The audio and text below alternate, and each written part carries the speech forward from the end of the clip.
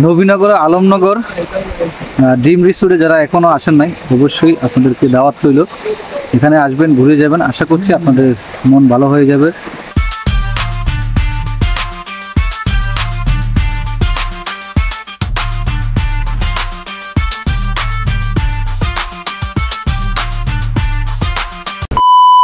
Hello everyone, আসসালামু আলাইকুম।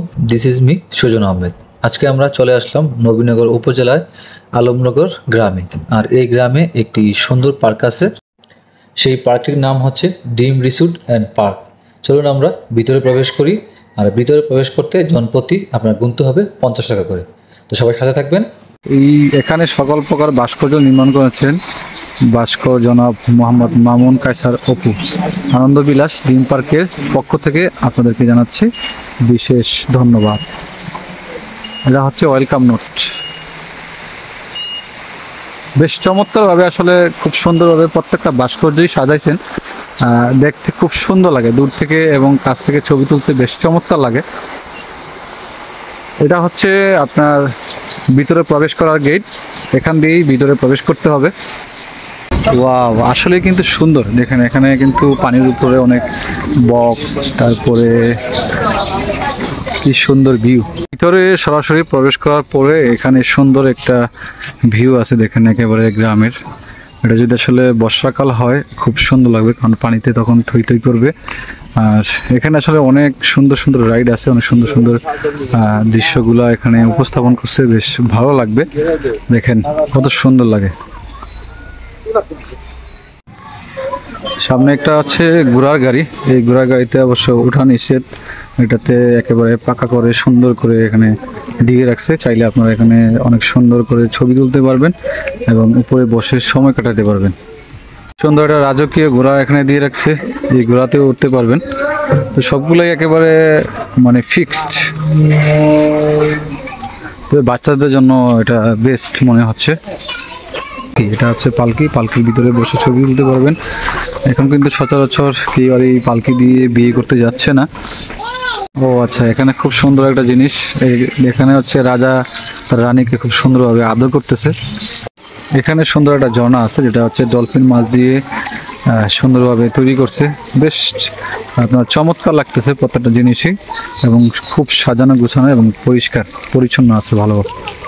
Eagle পাখি, এই ঈগল পাখিগুলো কিন্তু বেশ চমৎকার লাগতেছে। এখানে বাচ্চাদের জন্য রাইডের ব্যবস্থা আছে, আপনারা চাইলে এখানে উঠতে পারবেন। এখানে ওঠার জন্য আলাদাভাবে টাকা পেমেন্ট করতে হবে। আমাদের সেই ব্যাঙের ছাতা, একজন পুরুষ ব্যাঙ একজন মহিলা ব্যাঙ এখানে বসে আছে ব্যাঙের ছাতার নিচে। ওয়াও, আসলে কিন্তু সুন্দর। আপনারা যারা এখনো আসেন নাই এই পার্কে আসতে পারেন। এখানে সুন্দর হরিণ, তারপরে ঘোড়া। ওয়াও, কি সুন্দর লাগে। এই যে সামনে কিন্তু আরেকটা বড় হাতি, এই যে হাতির ছবি।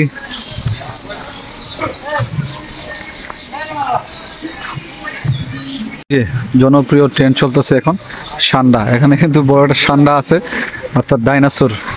এই ডাইনোসরটা কিন্তু বেশ চমৎকার। সান্ডা সান্ডা যেভাবে মুখ বড় করে রাখছে, যে কোনো সময় সান্ডা আমারই খেয়ে ফেলবে। আমি কিভাবে সান্ডা দেখাবো?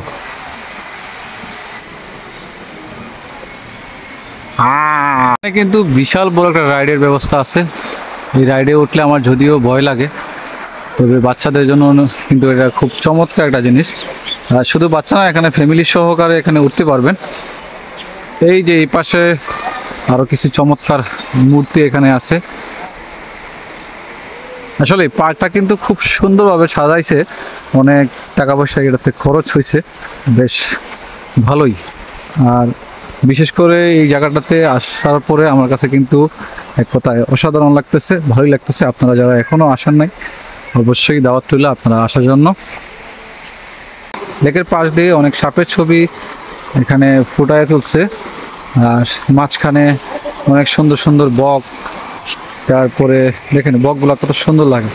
যে ডলফিনের মূর্তি এখানে বানানো হয়েছে। আর মাঝখানে একটা সুন্দর ব্রিজ আছে, ব্রিজে আপনি সুন্দরভাবে ফটোশ্যুট করতে পারবেন। ঝর্ণার সুন্দর সিস্টেম করে দিয়েছে, বেশ চমৎকার লাগতেছে।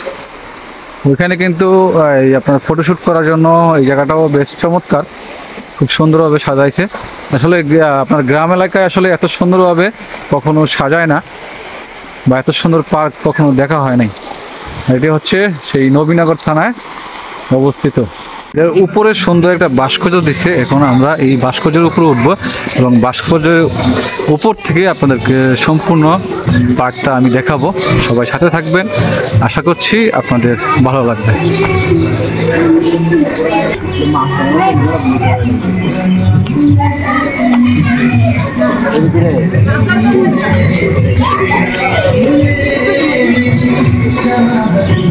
ভূতের বাড়ি, বিভিন্ন ধরনের ভূত সাইজে এখানে ছবি তুলতে পারবেন।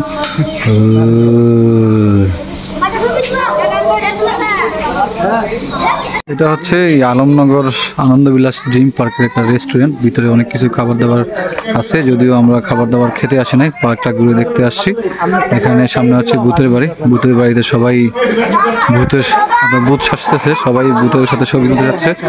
আসলে প্রত্যেকটা ভাস্কর্যই কিন্তু বেশ চমৎকারভাবে সাজাইছে, বেশ ভালোই লাগে, একেবারে মনে হচ্ছে লাইভ দেখতেছি আমরা সব কিছু।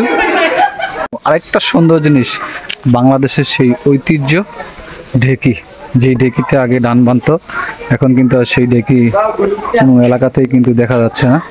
বেশ চমৎকারভাবে কিন্তু এই ভাস্কর্যটা সাজাইছে।